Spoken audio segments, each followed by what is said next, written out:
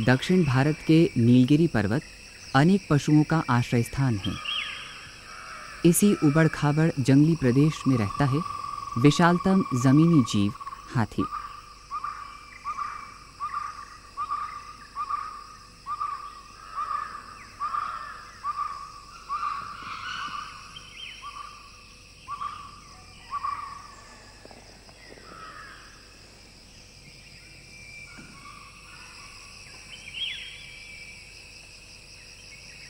यही हाथी आजकल के वैज्ञानिक अध्ययनों का प्रमुख केंद्र बिंदु बन गया है। इन अध्ययनों के निष्कर्षों से पता चलता है कि हाथी की प्राकृतिक ज़रूरतें बहुत पेचीदा होती हैं।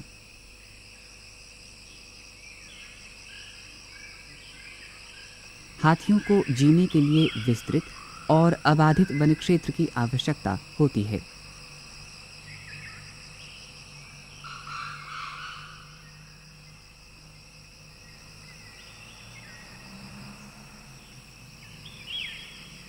हाथी की उपस्थिति एक आबाद और स्वस्थ वन पर्यावरण का द्योतक मानी जाती है, लेकिन तेजी से सिमटते तथा विभिन्न प्रकार के मानवीय उद्योगों से नष्ट होते जंगलों ने हमारे देश में हाथी के अस्तित्व के लिए संकट उत्पन्न कर दिया है। मुदुमलई, बंदीपुर तथा वायनाड के अभयारण्य सुरक्षित प्रदेशों का एक ऐसा समूह है जहां आज भी करीब 2500 हाथियों का बसेरा है।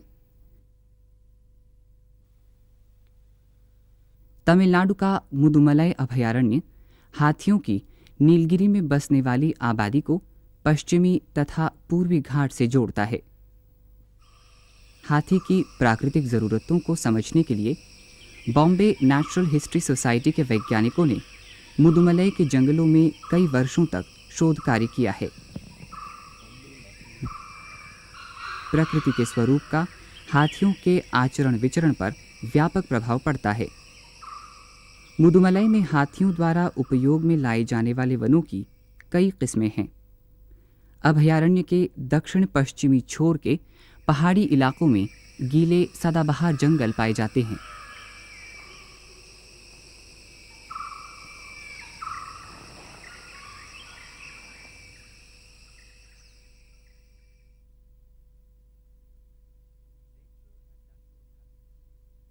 बीच की घाटियों में शुष्क झड़ने वाले वन हैं।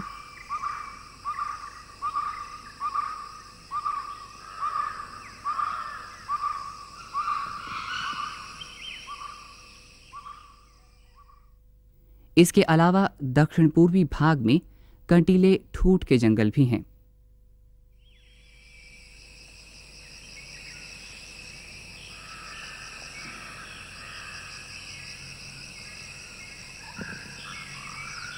अभयारण्य में घास के खुले मैदान भी हैं जो हाथियों के कुदरती माहौल का एक अविभाज्य अंग हैं। पेड़ पौधों की ये अलग अलग किस्में हाथी को वैविध्यपूर्ण भोजन मुहैया कराती हैं, जिसकी उसे बहुत आवश्यकता होती है। इनका झुंड मदमस्त गति से हौले हौले लहराता हुआ मुदुमलई के वनों से खाने की तलाश में गुजरता है। इस तरह से प्रयुक्त क्षेत्र झुंड का घरेलू दायरा बन जाता है। बदलती ऋतुओं के साथ हाथी भी अपना स्थान बदलते रहते हैं। वर्षा ऋतु में जब घास बिल्कुल ताज़ी और काफ़ी नरम होती है, तब हाथी जंगल के आर्द्र इलाकों में रहते हैं, जहाँ वे इसी घास पर गुजारा करते हैं।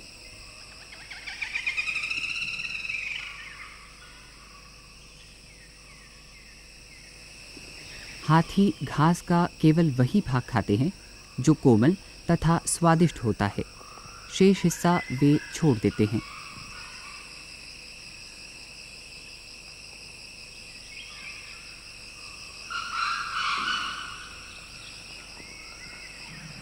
As winter approaches, the grass increases in height and becomes too coarse for the elephants to feed on.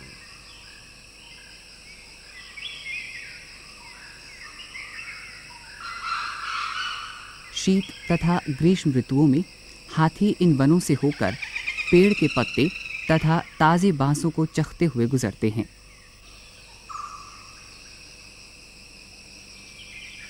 समूचे वन में पेड़ों की विभिन्न किस्में होती हैं, लेकिन हाथी कुछ विशिष्ट पौष्टिक पेड़ों को ही अपने आहार के लिए चुनते हैं।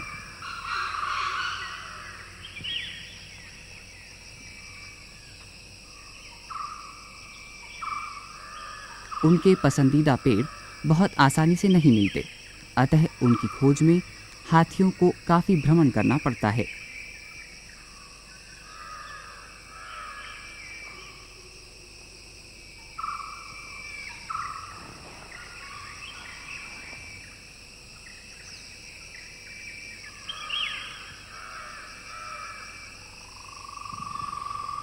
ईंधन तथा लकड़ी के लिए पेड़ों की बेरोक-टोक कटाई से पर्यावरण का क्षय होता है, जिससे हाथियों के आचरण में कई प्रकार के परिवर्तन होते हैं।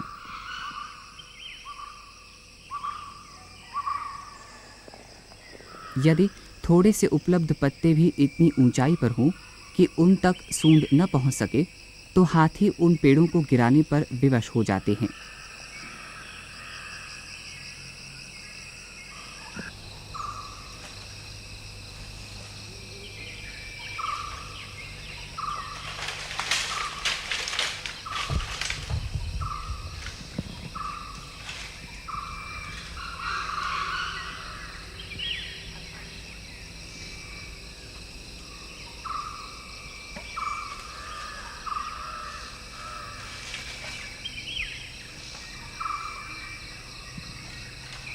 इन गिरे पेड़ों में से कुछ तो पुनर्निर्मित होते हैं, परंतु अधिकांश मर जाते हैं।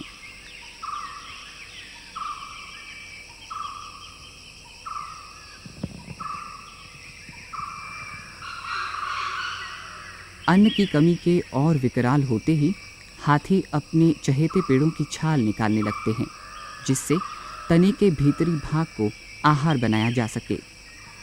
इस तरह से छाल निकाले हुए पेड़ अक्सर मर जाते हैं और स्वयं हाथी भी अपने माहौल की विनाश प्रक्रिया में संलग्न हो जाता है।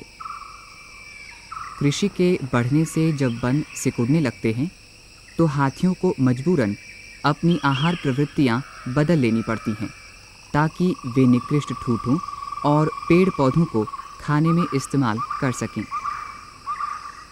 जैसे जैसे हाथी जंगल से अधिकाधिक दूर होते जाते हैं, पत्तों का इतना छोटा सा परिमाण उनकी आहार आवश्यकताओं के लिए अपर्याप्त हो जाता है। अंतिम उपाय के तौर पर हाथी निकटवर्ती फसलों पर धावा बोलने को बाध्य हो जाते हैं, जिससे उन्हें किसानों के गंभीर विरोध का सामना करना पड़ता है।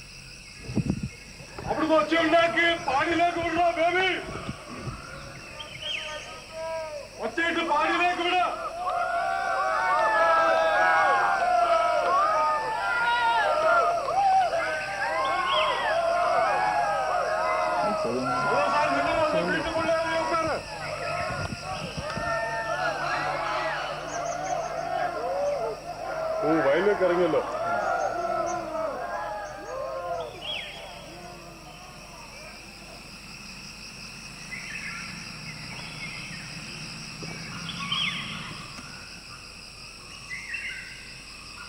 हाथी के कुदरती माहौल का एक अहम घटक है पानी पर उनकी निर्भरता। पीने तथा गर्मियों में अपनी विशाल पृष्ठभाग को शीतल बनाए रखने के लिए उसे भारी मात्रा में पानी की आवश्यकता होती है। गर्मी के महीनों में नदियाँ सूख जाती हैं तथा कुछ तालाबों या पोखरों में ही पानी बचा रह पाता है। इससे हाथियों का विचरण इन क्षेत्रों तक सीमित हो जाता है तथा वे इन जल छिद्रों के आसपास ही जमा रहते हैं।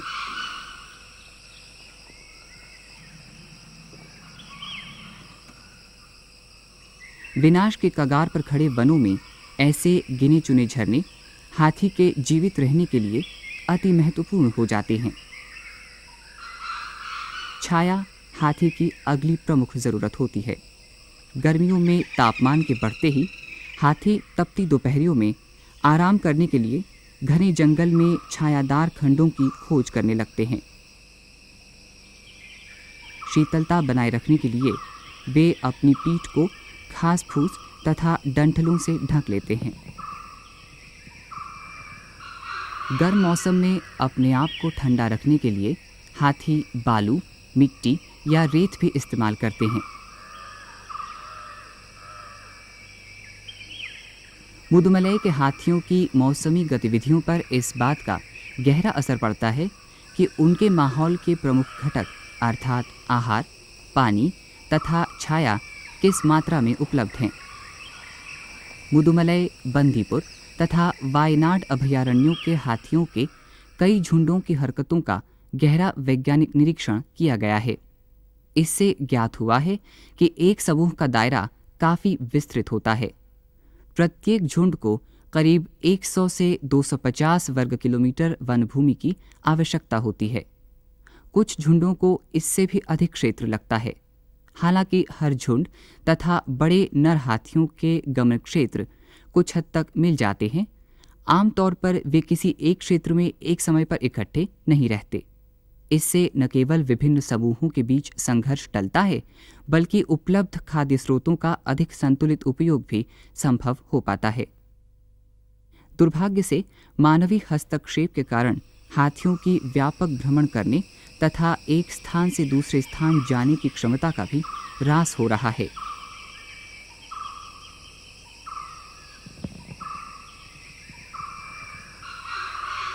वन क्षेत्रों में खेती, चरागाहों तथा नए रास्तों एवं नहरों की घुसपैठ से हाथियों ने अपने हिस्से की बहुत सी प्रकृति खो दी है।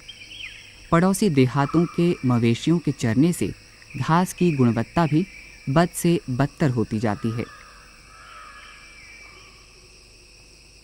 पनबिजलीकरों तथा सिंचाई बांधों के निर्माण से इन घाटियों के हाथियों पर सबसे गंभीर नकारात्मक प्रभाव ये पड़ा है कि जंगल में उनकी गतिविधियां संकुचित हो गई हैं। मुदुमलई के मरवकंडी बांध ने तो उस अंतिम रास्ते को भी काट दिया है जिसे हाथी पारंपरिक रूप से नीलगिरी तथा पूर्वी घाटों के बीच आवागमन के लिए प्रयोग करते थे।